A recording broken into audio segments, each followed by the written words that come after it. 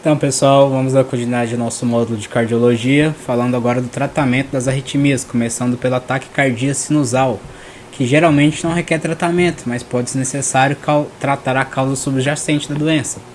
Na bradicardia sinusal, geralmente também não requer tratamento, a menos que esteja causando sintomas.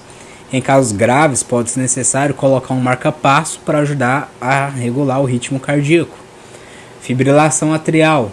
O tratamento pode incluir o uso de medicamentos para controlar a frequência cardíaca e prevenir a formação de coágulos sanguíneos e também restaurar o ritmo cardíaco normal. Em casos graves, pode ser necessário realizar cardioversão elétrica ou ablação por catéter para controlar a arritmia. Flutter atrial.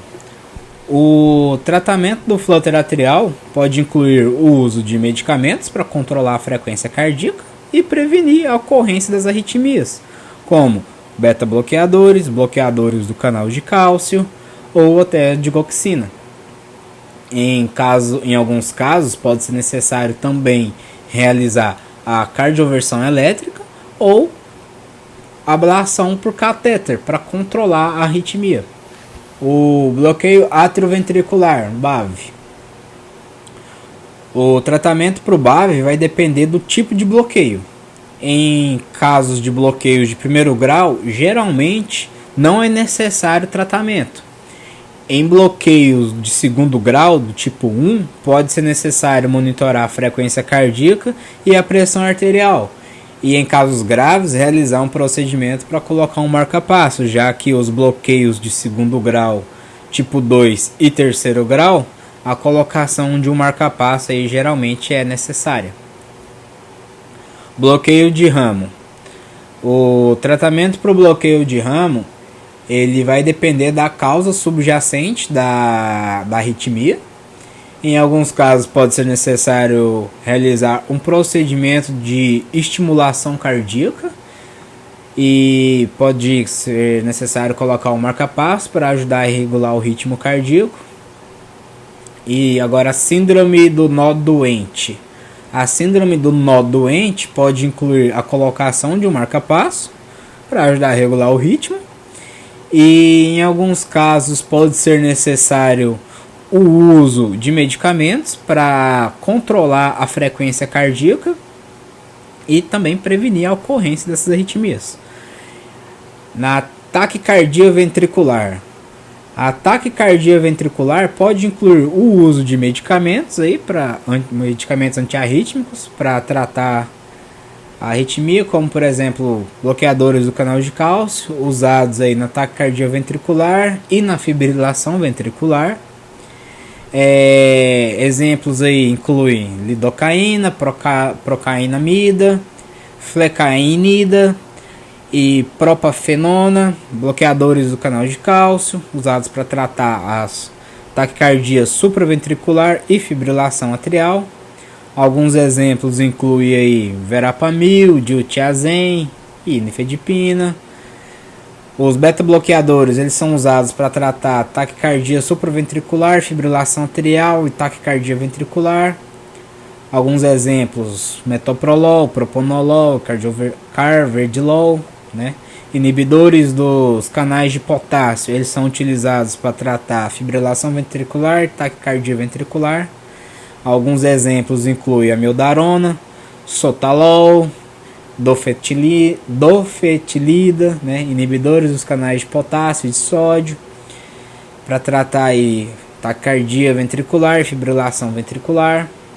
Exemplos: mexiletina, inibidores dos canais de potássio, bloqueadores dos canais de cálcio, são usados aí para tratar também a fibrilação atrial e taquicardia supraventricular.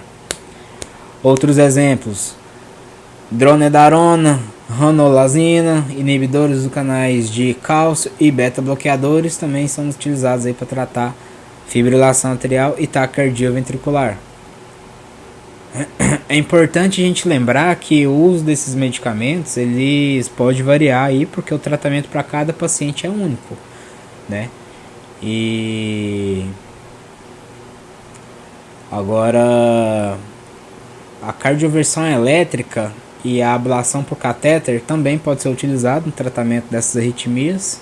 Colocação de um desfibrilador implantável também pode ser utilizado.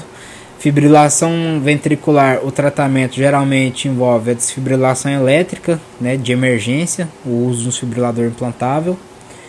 Na extrasístole ventricular, o tratamento ele pode não ser necessário se a arritmia for assintomática, mas em casos sintomáticos pode ser necessário o uso de medicamentos antiarrítmicos, né, esses exemplos que eu acabei de citar. Em alguns casos graves, pode ser necessária a realização de ablação por catéter ou colocação de um desfibrilador implantável. Na extrasístole atrial, em que os casos são assintomáticos, geralmente não requer tratamento, mas nos casos sintomáticos pode ser necessário aí o uso de medicamentos antiarrítmicos, igual os exemplos que eu mencionei agora há pouco.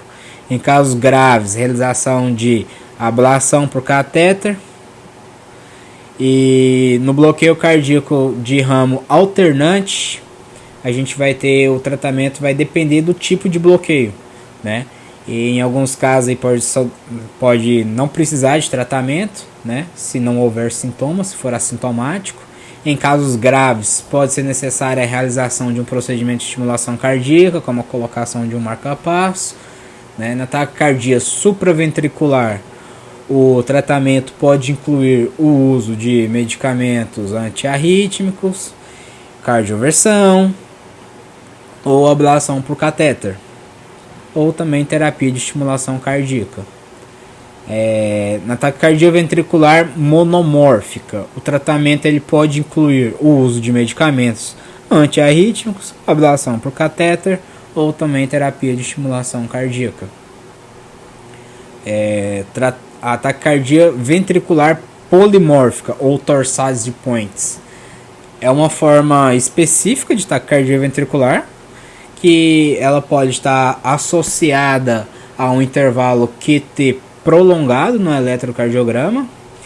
O tratamento dessa arritmia pode incluir identificação e correção da causa subjacente, né, do intervalo QT prolongado, com certos medicamentos aí para tratar os distúrbios hidroeletrolíticos, a interrupção de qualquer medicamento que possa estar causando esse intervalo QT prolongado.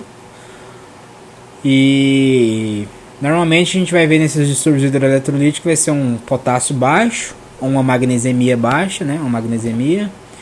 E a administração de magnésio pode ajudar a estabilizar o ritmo cardíaco, né? E a cardioversão elétrica imediata se a taquicardia ventricular polimórfica estiver causando instabilidade hemodinâmica, pode ser necessário. O uso de medicamentos antiarrítmicos como a amiodarona ou lidocaína em casos selecionados, né? A gente tem que saber que cada paciente vai ter ali um perfil que vai se adequar melhor. A ablação por catéter pode também ser considerada em casos selecionados. O tratamento da taquicardia ventricular polimórfica ele é baseado no tratamento da causa subjacente, no grau de instabilidade hemodinâmica. E também é importante que o tratamento ali seja iniciado o mais rápido possível, né, pessoal? Pois essa arritmia aí pode ser fatal se não tratada adequadamente.